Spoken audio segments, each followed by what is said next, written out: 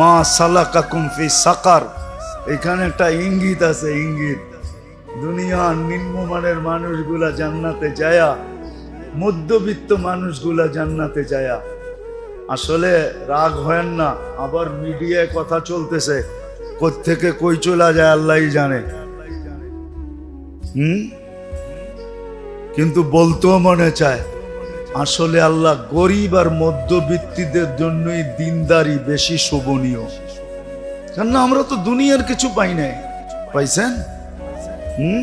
তাহলে দিনদারি নেন না কেন? এই জন্যই কোরআন একটা ইঙ্গিত দিছে, গরিবরা জান্নাতে যায় ধনী করে জিজ্ঞাসা করবে, মা সালাকাকুম ফি সাকার। এত বড় রাজপ্রাসাদে ঢুকলেন কেমনে?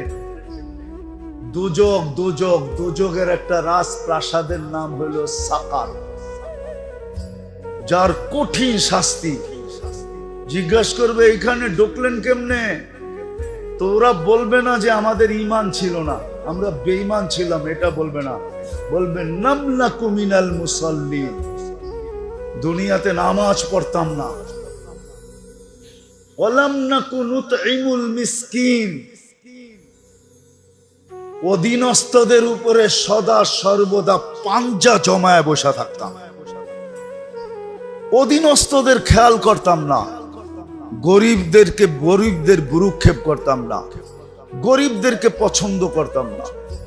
গরিব ভাল লাগে না, এই জন্য পদস্থ লোক মসজিদে আসে না, এই জন্যই।